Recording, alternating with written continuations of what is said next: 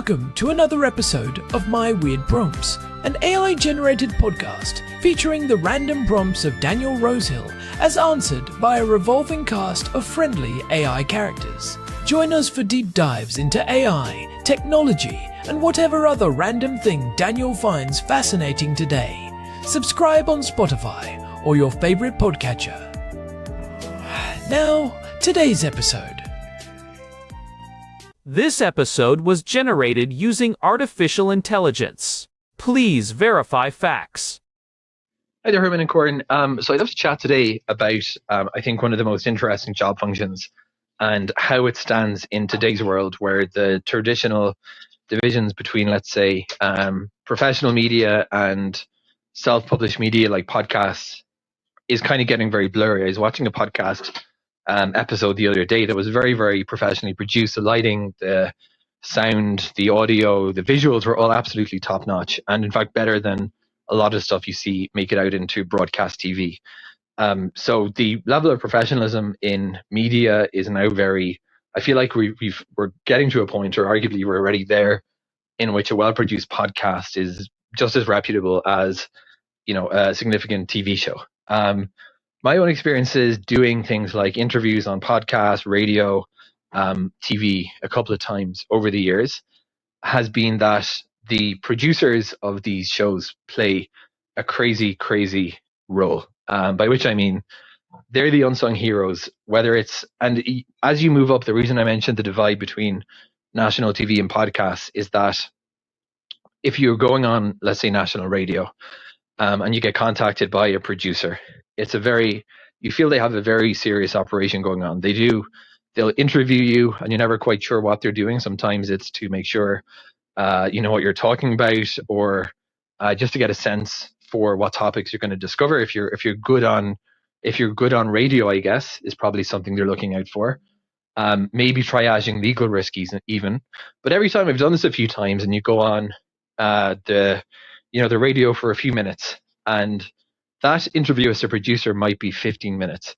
Now I keep thinking, if you listen back and if you get on TV or radio and you listen back to your segment and it's a 3-minute segment in a show, what I can never understand is if every single guest has to be vetted and interviewed, pre-interviewed and screened, and maybe some of them, let's say, weeded out, how on earth does the show have time to actually get on the air? Because it's absolutely seems like a Herculean effort.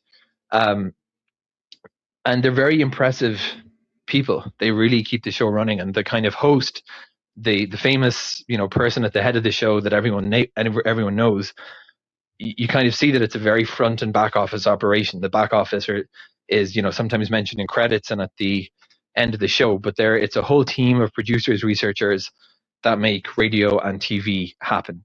So what I'd love to know, Herman and Corin, I often mention that I love thinking and learning about how these different job functions work because there's something instructive about them. And I think if there's something we could probably learn from busy TV producers, it's mastering the art of quick and effective communication, because they don't have time to wait around for these things. And they obviously need to be very quick and efficient at that in order to not become a major bottleneck to production.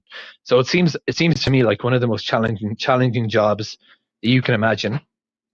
And it's blending into that traditional workflow that at the high budget end of big productions could stand up a team. It's getting blurry now where podcasts actually sometimes have producers. And the other major trend in media that I think it's fair to say has been happening for a while is for front of show talent, the on-screen people, to actually do some of the producing themselves. So to be not just in front of the camera, the microphone, but also sometimes stepping into that role. So I'd love to get your thoughts, Herman and Corin, on how producers do what they do on major shows. Like if we take a show like SNL that's going out to tens of hundreds of millions of people, and they have to get it right. They have to get it. They can't take crazy defamation risks, but they also have to get the show on air by a certain time, or a talk show where there's going to be a high volume. It's relying upon guests talking to the host. Herman and Corin, how do the unsung heroes of TV, radio, and podcasts do what they do, and what can we learn about them in the process. Over to you, Herman and Corn. Hey everyone, welcome back to my weird prompts. I'm Korn, and I'm sitting here in our living room in Jerusalem with my brother. Herman Poppleberry, at your service. It is a beautiful day to dive into some deep media theory, is it not? It really is. And we have a great starting point today. Our housemate Daniel sent us a voice note earlier this week that really got me thinking. He was watching a high-production podcast recently and realized that the technical quality, the lighting, the audio, and the pacing were actually better than a lot of what you see on network television these days. It is a fascinating observation because it points to this massive convergence we have been seeing over the last few years. The wall between what we used to call professional media and self-published media has not just been breached, it has effectively been demolished. By early 2026, the distinction between a Netflix special and a top-tier YouTube creator has blurred significantly for many viewers. Exactly. And Daniel was specifically curious about the people who make that happen. Not the faces on the screen, but the producers. He called them the unsung heroes who manage everything from guest vetting and legal risks to those impossible production schedules. He wanted us to look at how these folks manage such high-stakes environments and what we can learn from their communication style. I love this because producers are essentially the central nervous system of any media project. If you think about the hosts as the face and the editors as the hands, the producer is the one making sure all the signals are traveling where they need to go in real time. And here in late January of 2026, that role has become infinitely more complex than it was even 5 years ago. They are now navigating a world of hybrid remote workflows and real-time AI integration. Right, because a producer today is not just booking a flight in a hotel for a guest, they are managing an entire ecosystem. Herman, you've been looking into the current state of media infrastructure lately. How much of this professionalization is due to the technology getting easier versus the roles themselves getting more specialized? That is the big question, Korn. It is a bit of a paradox. On one hand, tools for high-quality production have become incredibly accessible. We have discussed this a bit in previous episodes, like back when we talked about GPU scaling. That kind of processing power allows small teams to do things that used to require a $100,000 rack of equipment. But as the technical barrier drops, the organizational barrier actually rises. When anyone can make a show that looks like it belongs on the BBC or NBC, the differentiator becomes the quality of the operation behind the scenes. It is about the discipline of the workflow.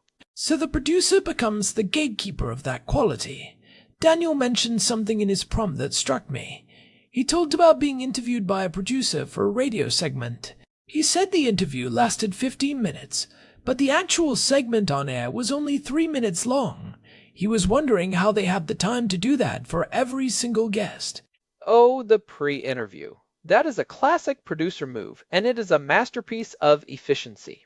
Most people think a pre-interview is just a casual chat to make sure you are not a robot, but it is actually a high-level data gathering mission. A good producer is doing 3 things in those 15 minutes. First, they are vetting your expertise. Can you actually back up what you say you know? Second, they are looking for the soundbite. They want to hear you explain a complex concept in 30 seconds so they can tell the host, hey, ask him about the bridge analogy, he nails that. And third, they are performing a legal and reputational triage. That legal triage part is huge, especially now. We are seeing more and more scrutiny from regulators like the Federal Communications Commission. Regulators like the FCC continue to increase scrutiny on candidate appearances and political ad buyers. If you are a producer for a major show in 2026, you cannot just wing it. You have to be incredibly disciplined about who you put on that microphone because the liability is massive. Absolutely. And that is where the communication mastery comes in. Think about the level of focus required. If you are producing a daily show, you might be vetting 5 or 6 people a day while simultaneously coordinating with the legal team and the technical crew. They use a very specific type of shorthand. Have you ever noticed how producers speak in the booth, Korn? It is almost like a different language. It is incredibly direct. There is no room for fluff or ambiguity. Exactly. It is what I like to call high bandwidth, low latency communication. In a fast-paced environment, you do not have time for a 5-minute preamble. You say, we need a 30-second bump at the top of the hour, or the guest is trailing off, move to the next segment. It sounds blunt, even rude to an outsider, but it is actually deeply respectful of everyone's time and the quality of the final product. It is about removing the friction of politeness to ensure the clarity of the instruction. I think there is a lesson there for all of us, even if we do not work in media. Most of our professional lives are cluttered with vague emails and meetings that could have been 3 sentences. Producers have mastered the art of the clear brief. They tell you exactly what is needed, why it is needed, and when the deadline is. There is no guessing. And they are managing second-order effects constantly. Let us say a guest drops out 10 minutes before a live hit.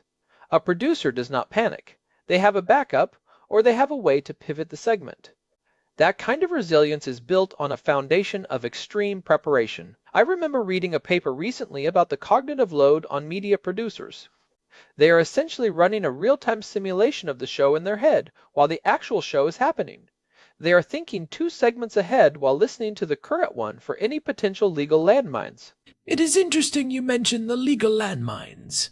With the blurring lines Daniel mentioned, we are seeing podcasters and self-publishers running into the same problems that traditional broadcasters have faced for decades.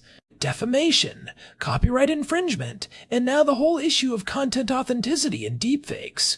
Herman, how are producers in 2026 handling the threat of synthetic media?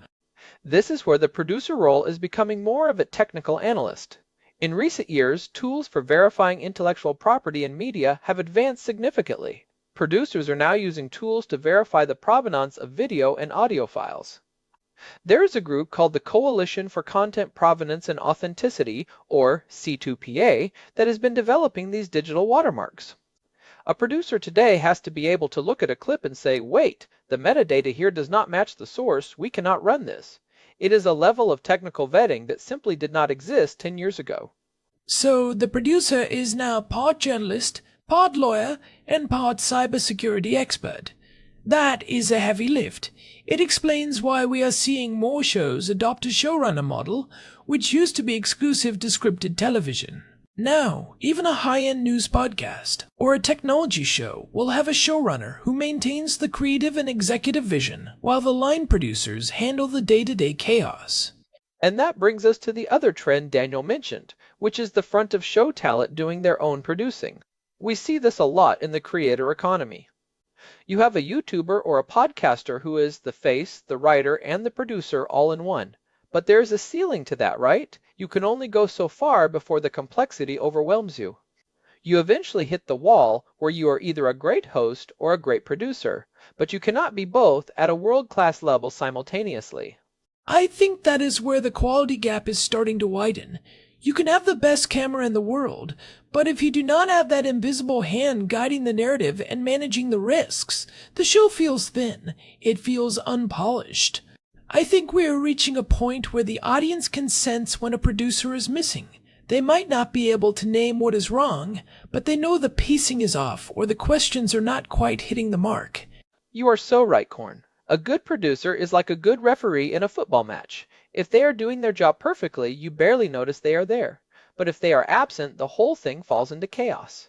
And I think the most interesting thing we can learn from them is how they manage that chaos through structured workflows. They do not just hope things go well, they have a checklist for everything.